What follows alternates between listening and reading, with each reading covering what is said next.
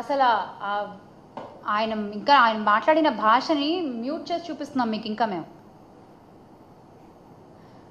ఎన్నెన్ని మాటలు మాట్లాడారు, ఎన్నెన్ని అబద్ధాలు ప్రచారాలు చేశారు, ఎంత ఊగిపోయారు, ఎంత ఊపారు. ఈ రోజున కామ్గా ఊరుకున్నారు. ఇంత జరుగుతుంటే మీరు ఊగాల్సింది అప్పుడు కాదండి, ఇప్పుడు.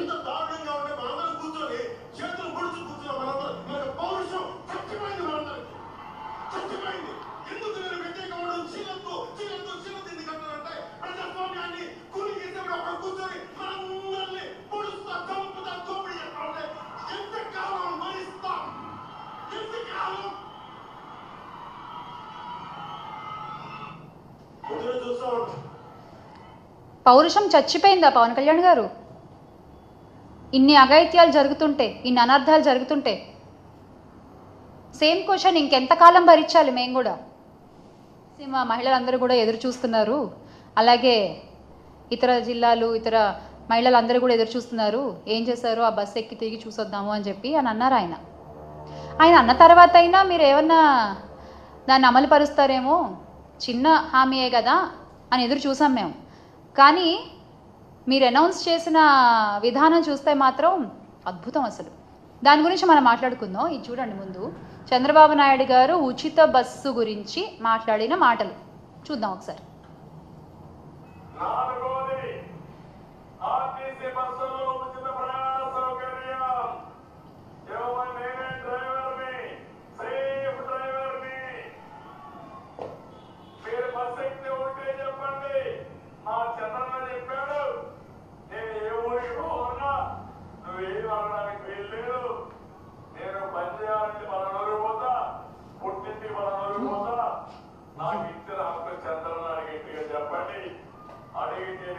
చెప్పండి, ఏమీ భయపడక్కర్లేదు.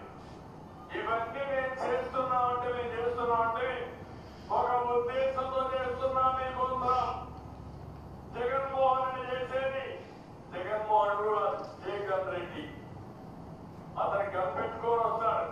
నేను అట్టు కాకుండా సేవాభావంతో ఎదురుకు వస్తా. నాలుగోది, ఆర్టీసీ బస్సుల్లో ఉచిత ప్రయాణ సౌకర్యం.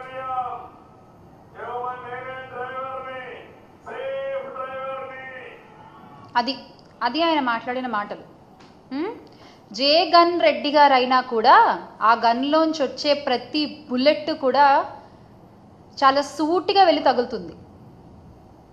ఆయన నోట్లోంచి వచ్చే ప్రతి మాట కూడా అమలయ్యి మనకు కనబడుతుంది. కానీ మీరిచ్చే మాటలు ఎలా ఉంటాయి అంటే, ఈ రోజున గుమ్మడి సుధారాణి గారు చెప్పారు ఇదే ఉచిత బస్సు కోసం. ఆవిడ ఏం చెప్పారు, ఏ జిల్లాలో ఉండే మహిళలు ఆ జిల్లాలో తిరగడానికి మాత్రమే ఉచిత బస్సు అట.